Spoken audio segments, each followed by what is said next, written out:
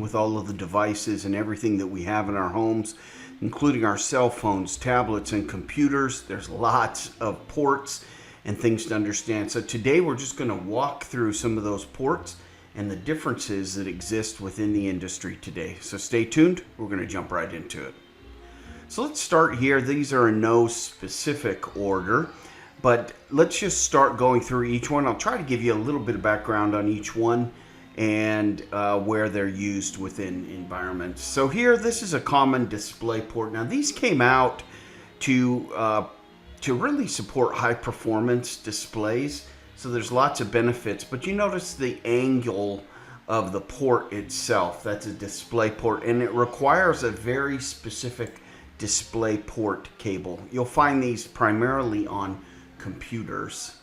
The next one here is also a high performance display. Now remember, this is extending over the last 10, 15, 20 years, so you're going to see a lot of duplication in some of these ports, which kind of makes it a little confusing for us. So this, again, the Thunderbolt port, really used as high performance as well for display, but it kind of added a new feature. It allowed us to move data. So you started seeing it pop up a lot on docking stations, external small hard drives that you buy. Maybe you're hanging them off of a USB port on your computer. This is really, again, a PC-based technology, but again, really focused on high performance.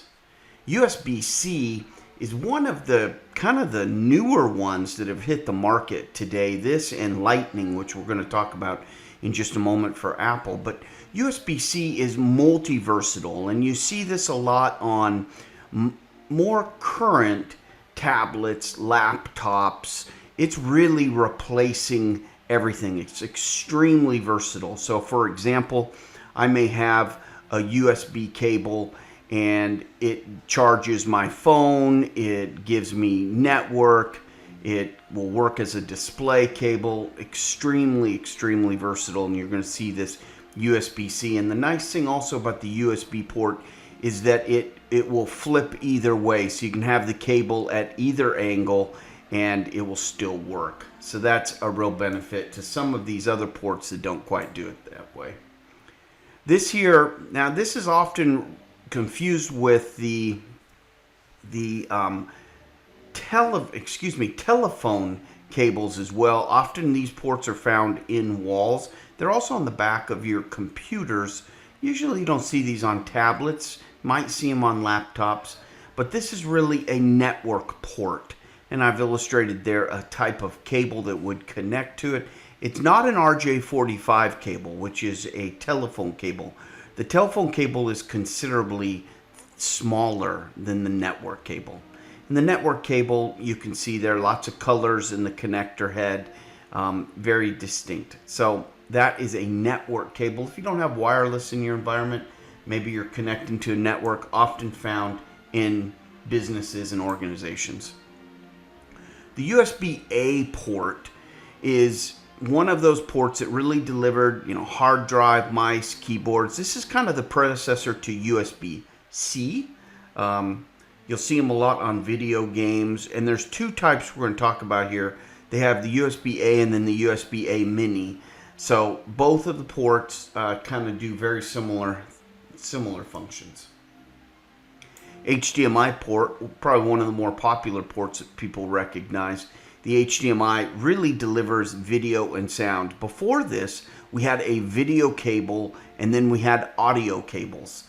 Now we can do it all within the HDMI. This is well established in the industry. It's been around for many years now. This is a delivery mechanism for video and sound, often found on DVD players, televisions, things of that nature. USB-A port, again, this is a mini port of the USB-A, just kind of a different version of it, a newer version of it, replaced for the most part by USB-C, but you'll still see lots of these out there on different devices. And these are small ports, and they're kind of a pain sometimes. If you get the cable turned the wrong way, they won't go in, of course. And so you got to kind of be careful with that. USB micro, USB micro mini port, again, very similar functionality to the USB-A ports. And again, got to be careful on how you put those cables in. They only go in one way, but they support PCs, hard drives, mice, keyboards, those type of things, game consoles. The Lightning console, or excuse me, the Lightning port and cable belong to the Apple device, and it's very similar to the USB-C. Now, there's a reason why. There's something specific to an Apple device that they did not convert when the industry pretty much converted to USB-C. Apple held on tight so they could continue to sell their one cable that only works on their devices. So I believe these days are numbered. The industry is just not tolerant anymore of these specialized cables, and USB-C has really standardized it for everybody but Apple. And then the last one here is a USB mini port. USB mini port, similar to the USB port and A ports and C ports.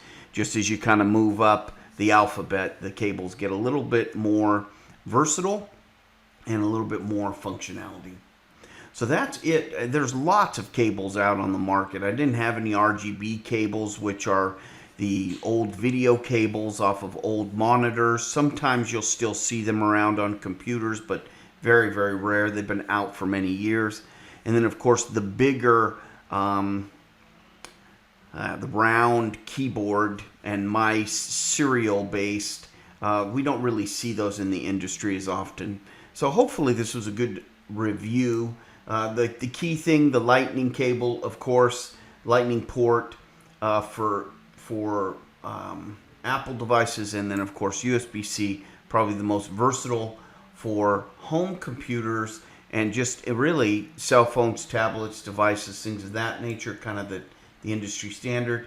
And then again, HDMI ports really delivering that video and sound to our devices.